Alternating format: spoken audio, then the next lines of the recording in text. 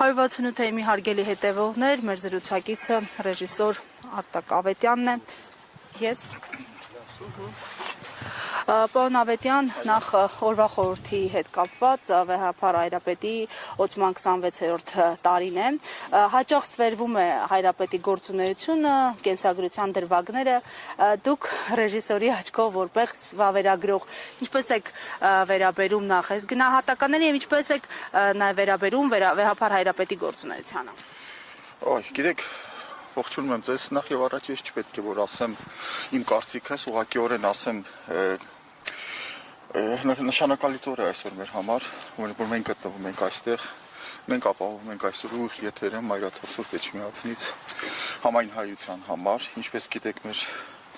Էջմիածինը դա մեր, ինչպես ասեմ, փարոսն է գոյատևման և դարեր ի վեր հիշեք Սարտարապատը Էջմիածինը ինչ դեր խաղաց ազգապահպանման, մեր մշակույթի, մեր հոգևոր արժեքների պահպանության մեջ։ Ինչ ասեմ, գիտեք, տարբեր երևույթներ են տեղի ունենում քաղաքական, բայց եկեղեցին կա եղել է և կլինի, որովհետև դարեր ի վեր փորձը մեզ ցույց է տվել, ոչինչ չի փոխվում, եկեղեցին անկայուն մնում է, ոչ մի փոփոխություն չի լինում։ Օրը նշանակալից է, քանի որ տեսնում եմ այսքան հավատացյալ ժողովուրդ են հավաքվում, դա ինձ ոգևորում է։ Ես ուրախ եմ, որ մեր ժողովուրդը ճիշտ ուղու վրա է և հավատք առ Աստված պահում է իր սրտում և հոգու մեջ։ Ուղերձ Հայաստանի Հանրապետության են քաղաքացիներին, որոնք այս պահին հաճախ գուցե տրվում են ինչ-ինչ քարոզչությունների և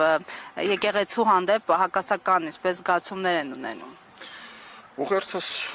եթե ինձ իրավունք եք վերապահում այդ ուղերձը ասելու, կասեմ այն է, որ ամեն մարդ պետք է շարժվի իր խղճի և հոգու թելադրանքով, եթե մարդ ընտրել է այդ ուղին, Աստված իր հետ։ Ի վերջո մենք բոլորս ժամանակը, որ հայտնվել ենք Աստծո առջև և պատասխան ենք տալու մեր գործերի առջև,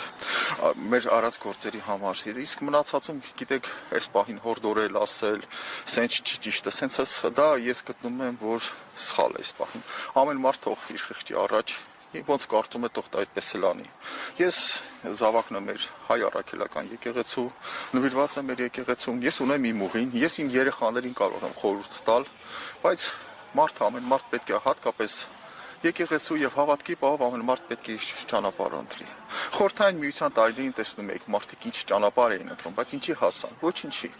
Այլ քարկոծում էին, այլ գնդակահարում էին հոգևորականների, ոչինչ չփոխվեց, հասկանում եք։ Այնքան մարդ կա, որ կյանքի վերջում սխճում է իր արածների համար։ Բոլորս ինչ որ գործողություն անելուց պետք է հասկանանք, որ կգա մի օր, որ մենք հայտնվենք Աստծո առջև և մենակ Աստված և մենք և պետք է պատասխան տանք։ Այդքանը։ Լցվենք սիրով, սիրենք բոլորս իրար, որովհետև մենք բոլորս հայ ենք և